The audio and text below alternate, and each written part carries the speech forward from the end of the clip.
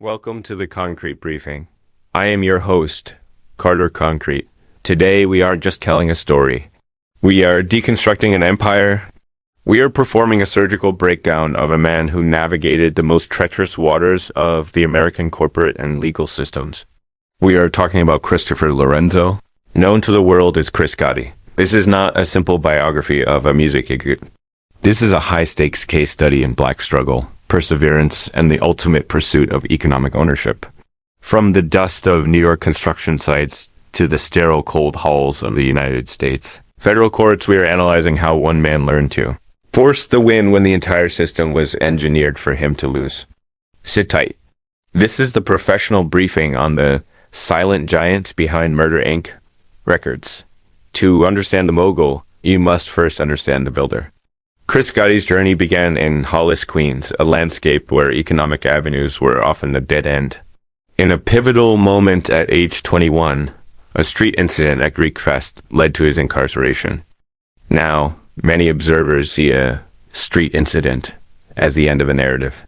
However, through our journalistic lens, we analyze this as a catalytic education. While sitting in that bullpen, Gotti's internal dialogue shifted. It wasn't about survival anymore. It was about legacy, driven by the birth of his 3-month-old son. He didn't just look for a job upon his release. He built an infrastructure. He founded Above All Construction, a minority and woman-owned firm that scaled to a staggering $40 million in business. He wasn't just swinging a hammer. He was bidding on and winning city contracts for parks, schools, and highways. Look at the name, Above All. This reflects a deep-seated cultural history of black entrepreneurs who understand they must be twice as good to get half as far. His method was self-education through observation, a linguistic root of his later business philosophy. Ownership through operational expertise. He wasn't just the boss. He was the primary engine financing the early stages of his brother Irv's music career. When Murder Inc. was born, it wasn't a rap label, it was a high-stakes production house known as Top Dog Productions. While Irv Gotti provided the tunnel vision for the creative side, Chris Gotti provided the logistics.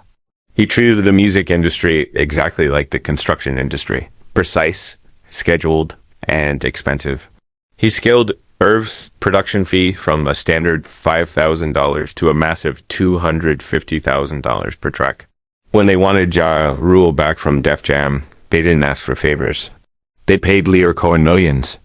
When Ashanti's Foolish hit #1 before she was even officially signed, Chris didn't flinch. He paid an independent label $5 million out of pocket just to secure her contract. This illustrates a core Gotti principle. Liquidity is leverage. In the Wild West of the music industry, Chris understood that to maintain independence, you must have the ability to outspend your obstacle. Now, we enter the federal crucible in 2005. The United States government launched a full-scale assault, charging the brothers with money laundering and conspiracy. Most labels would have folded under the weight of the feds, but Chris was a builder. He brought the meticulous record-keeping of a $40 million construction firm to the music game. He tracked every check. He maintained detailed accounting of gambling activities that reached $1.8 million a week. His acquittal wasn't a stroke of luck, it was forensic business management. He used the government as own tools, accounting and documentation, to prove that their wealth was the result of legitimate profit and loss, not illicit activity. Behind the scenes, a thriller was unfolding. Their 50/50th partner, Universal Music Group, IDJ, was discovered to be cooperating with the government against them. To this day, Chris estimates they are still owed hundreds of millions of dollars in withheld revenue. This is where we explore the personality of the man.